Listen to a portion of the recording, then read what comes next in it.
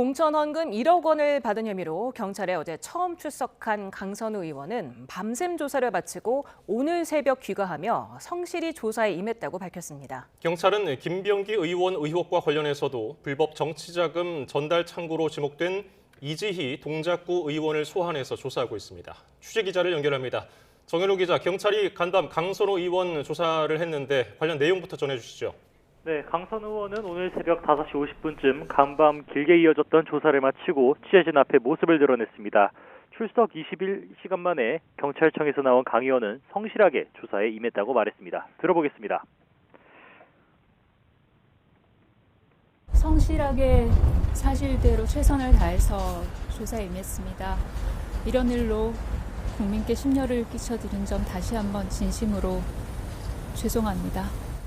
강 의원은 다만 1억 원을 전세자금으로 썼느냐는 취재진 질문 등에는 입을 열지 않았습니다.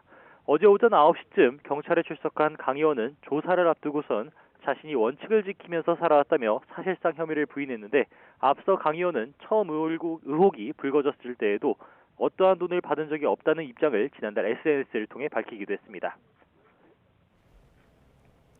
네, 경찰이 강 의원이 1억 원을 전세 자금으로 썼다는 관계자 진술도 확보한 겁니까? 네, 강 의원은 지난 2022년 지방선거 당시 김경시 의원으로부터 공천을 대가로 1억 원을 수수한 혐의를 받고 있습니다.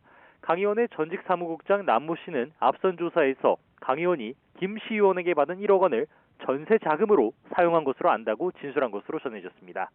대가성 입증에 중요한 반환 시점 관련 진술도 나왔습니다. 김경시 의원은 지난 2021년 말 용산의 한 호텔에서 강 의원을 만나 직접 돈을 전달했으며 지난 2022년 6월 지방선거 이후 돌려받았다고 주장한 것으로 파악됐습니다.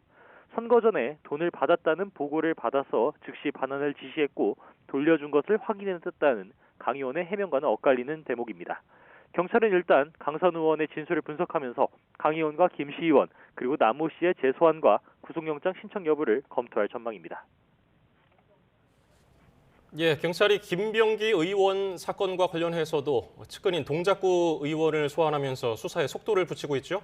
네, 경찰은 오늘 오후 2시부터 김병기 의원의 측근으로 알려진 이지희 동작구 의원을 소환해서 조사하고 있습니다.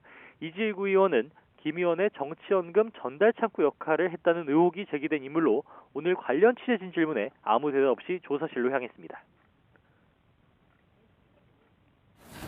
김병기 의원 아내 지시로 공천헌금 요구하셨나요? 공천헌금 받았죠. 왜 돌려줬습니까? 네, 앞서 전직 동작구 의원이 작성한 탄원서엔 지난 2022년 총선 이전 이지희 구의원이 김병기 의원 아내가 요청했다며 금품 1,000만 원을 받아갔다가 돌려줬다는 내용이 있었습니다. 또 김 의원 아내에게 2천만 원을 줬다가 돌려받았다고 주장했던 다른 구의원은 이지희 구의원이 김병기 의원 측에 전달할 정치자금을 자신에게 주면 된다고 말했다고 적었습니다. 경찰은 이지희 구의원을 상대로 한 진술조사에서 금품 전달 관련 사실관계부터 확인하고 있는 것으로 보이는데요.